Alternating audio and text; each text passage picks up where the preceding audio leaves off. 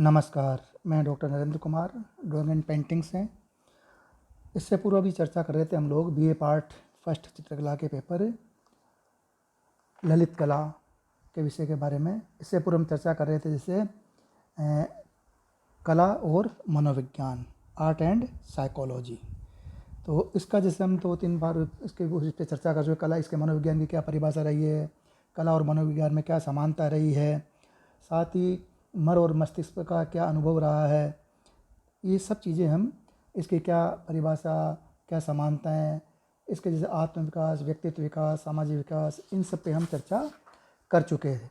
उसके बाद में जैसे मन की स्थितियों के बारे में बताया गया था, फिर फ्राइड के उदाहरण के बारे में। तो इस तरह से हमने कला और मनोविज्ञान के बारे में इससे पूर्व हम चर्चा कर चुके थे। आज हम चर्चा करेंगे कला के ही इसके आगे जो प्रोसेस है कि एक कलाकृति का निर्माण कहता है, सृजनात्मक प्रक्रिया कैसे गुजरती है, किन मस्तिष्क में जैसे सृजनात्मक प्रक्रिया होती है वो किस तरह से उसको आगे कलाकार को गुजरना होता है, क्या क्या उसके लिए करना पड़ता है। तो उसका जो फर्स्ट टॉपिक है जैसे ऑब्जर्वेशन या निरीक्षण, जिसको हिंदी में बोलते हैं अवलोकन। हमारे यहाँ पे है ऑब्जर्वेशन। तो ऑब्जर्वेशन या अवलोकन। अब अवलोकन का जैसे अर्थ है निरीक्षण करना, यानी कि किसी चीज़ के बारे में जानकारी करना, देखना, उसके बारे में देख के उसको उसका विश्लेषण करना, निरीक्षण करना अथवा देखना। तो अवलोकन का अर्थ है निरीक्षण करना अथवा देखना। और अंग्रेजी में इसके लिए ऑब्जर्वेशन शब्द का प्रचलन रहता है, प्रचलन है। जैसे तो सामान्य जैसे व्यक्ति के देखने और कला हृदय व्यक्ति के देखने में पर्याप्त भिन्नता होती है। मतलब किसी भी चीज़ को देखने का जो नज़रिया होता है, एक सामान्य व्यक्ति का एक अलग होता है उस चीज़ के प्रति नज़रिया। तो वहीं जो आर्ट हृदय होता है, आर्टिस्ट होते हैं इमोशनली, जो आर्टिस्ट हृदय है उसका अवलोकन या उसका देखने का नज़रिया उसका अलग होगा, यानी उसका भिन्न होगा। कलाकार द्वारा अवलोकन करने का तात्पर्य उस प्रक्रिया को अपनाना है जो उसकी कलाकृति को अनेक स्तरों पर सबल बनाती है, और अवलोकन के माध्यम से वह वस्तुओं के उद्भव, विकास, उनसे पड़ने वाले प्रभाव तथा भौतिक जगत में उनके रूप, विन्यास तथा सौंदर्य के दर्शन करता है। इसी प्रक्रिया के द्वारा वह यह भी निर्णय करता है कि उसे उस वस्तु में क्या मौलिक परिवर्तन करने हैं, जिससे वह उसकी अपनी खुद की सृजित कृति कहला सके। यानी कि वो जो चीज़ देखता है, नेचर में देखता है या बाहर देखता है, जिसका भी वो अवलोकन करता है, उस अवलोकन करने के पश्चात उसके दिमाग में, उसके मस्तिष्क में ये प्रक्रिया चलती है कि इस चीज़ को वो अपने खुद के हिसाब से कैसे वो बनाए, ताकि वो उसकी खुद की वो मौलिक कृति बन सके। तो जैसे चाक्षुष कला हो गया, यानी विजुअल आर्ट्स की जो विजुअल आर्ट्स के अंदर की अभिव्यक्ति में, एक्सप्रेशंस में, अभिव्यक्ति में अवलोकन की प्रक्रिया का विशेष पर्याप्त महत्व है। जब कोई कलाकार सृजन कर्म में प्रवृत्त होता है तो उसे अपने मस्तिष्क में सृजित कृति के विषय में सोचना पड़ता है। उसका आकार, उसका रूप तथा उसका सौंदर्य कैसा होगा, और मन में अभिव्यक्ति होने के लिए आकुल हो रहे, यानी उसके जो एक्सप्रेशंस हैं, उसके भाव है, तो उन भावों को अपने फलक पर कैसे रखेगा, इन सब बातों के ऊपर वो विचार करता है। एक प्रोसेस से वो गुजरता है अवलोकन के दौरान। अपनी कृति में वह कौन कौन से रंग भरेगा आदि अनेक प्रश्नों का हल वह अवलोकन के माध्यम से हल करता है, यानी निरीक्षण के माध्यम से, यानी अवलोकन के माध्यम से वो ये सारी चीज़ें का अध्ययन करता है, अपने मन में विचार करता है।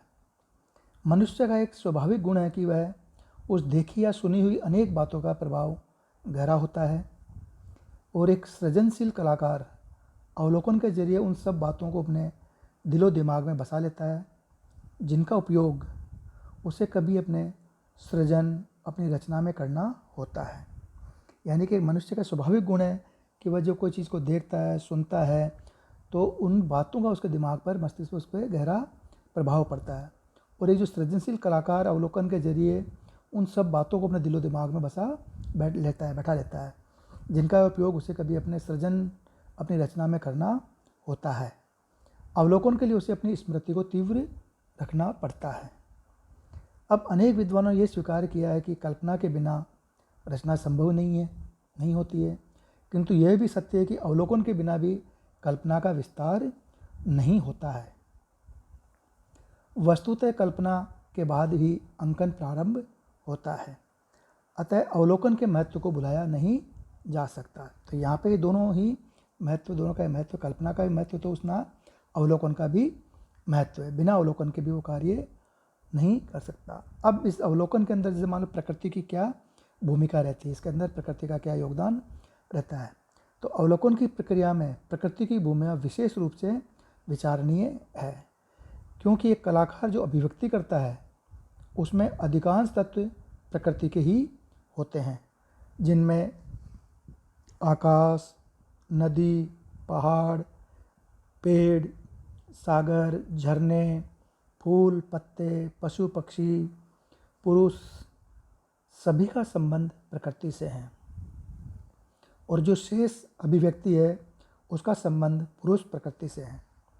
अर्थात कलाकार अवलोकन से बचकर प्रकृति का चित्रण नहीं कर पाएगा, क्योंकि प्रकृति के अवलोकन तथा अपने चिंतन द्वारा जिन भावों की सृष्टि होती है वह उन्हें फलक पर उतारता है। तो ये यहाँ पे ध्यान देने योग्य कि कलाकार अवलोकन से बचकर, मतलब अवलोकन के बिना, मान लो बिना नेचर में गए, बिना नेचर की स्टडी करी, बिना नेचर को देखे वह चित्रण नहीं कर पाएगा, क्योंकि प्रकृति के अवलोकन तथा अपने चिंतन द्वारा जिन भावों की सृष्टि होती है उन्हें वह फलक पर, यानी कि अपने कैनवास पर, शीट पर वो उतारता है। और कहते हैं कि कलाकार अपने सृजन द्वारा सदैव नए संसार की सृष्टि करता है, यानी कि कलाकार जो अपना सृजन है, उसका जो वर्क है, क्रिएटिविटी है, वो उस सृजन द्वारा एक नए संसार की, क्रिएटिविटी द्वारा एक नए संसार की वो सृष्टि करता है। क्या उपस्थित संसार का अवलोकन किए बिना वह नए संसार की सृष्टि संभव है? अतः इस प्रक्रिया को वह किसी भी परिस्थिति में नज़रअंदाज नहीं कर सकता, क्योंकि जैसे कोई भी बिना अवलोकन के, बिना देख के, बिना जानकारी के वह उनसे इंस्पावर, मतलब जैसे उनसे जो प्रभावित हुए बिना या उसको उनको विचारों में अपने लिए बिना उन चीज़ों का वो अपने एक्सप्रेस नहीं कर पाएगा। इसलिए जो कहते हैं सबसे पहली चीज़ है, महत्वपूर्ण चीज़ है, वो है प्रकृति। प्रकृति के बाद में जो उसको अनेक स्थान हैं, स्थान के अंदर भी प्राकृतिक चीज़ें हैं सारी।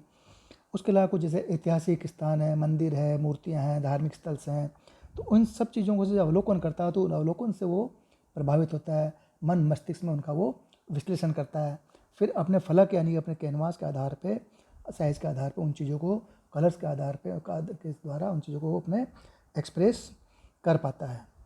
तो नई कला के सृजन का एक आधार होता है अवलोकन, यानी कि जो सृजनात्मक कार्य है उस सृजनात्मक का जो आधार है वो है अवलोकन, यानी ऑब्जर्वेशन। अब अवलोकन के आधार पर कलाकार को अनेक ऐसे तथ्यों का पता चलता है जो कलात्मक सृजन के लिए बेहद ज़रूरी है।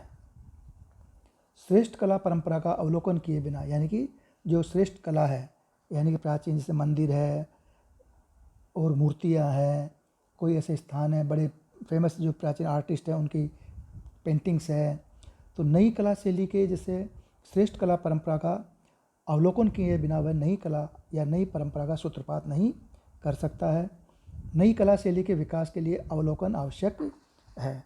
अब जैसे उदाहरण के लिए कला के विद्यार्थियों को ये सलाह भी दी जाती है और वास्तविकता भी है कि वे अजंता की चित्रकला को देखें, भारत में एलोरा की मूर्तियों का अवलोकन करें और गुप्त और मौर्य काल के शिल्प को देखें, ताकि उन्हें भित्ति चित्रों के स्थायित्व के रहस्य का पता चले।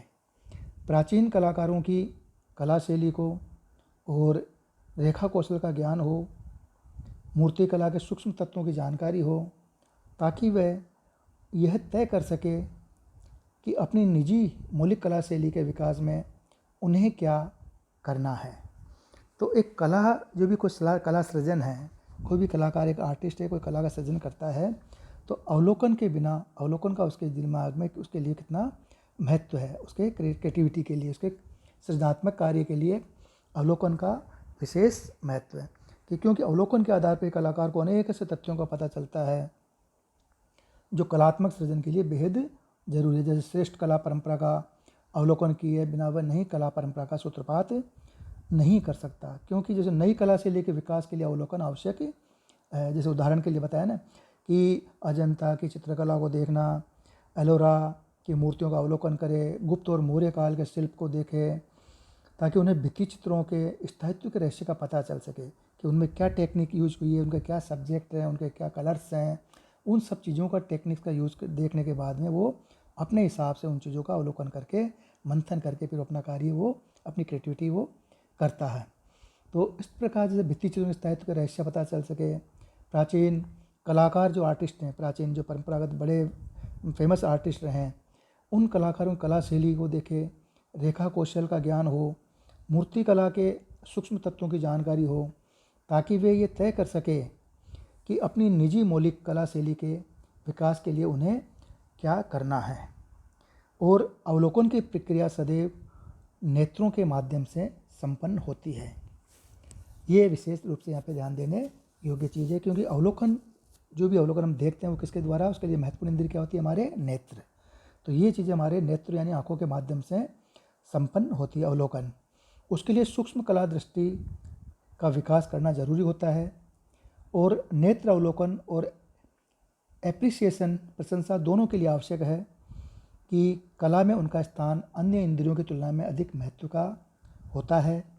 और अवलोकन के जरिए कलाकार अपनी कलाकृति की विषय वस्तु का चुनाव भी सरलता से कर लेता है।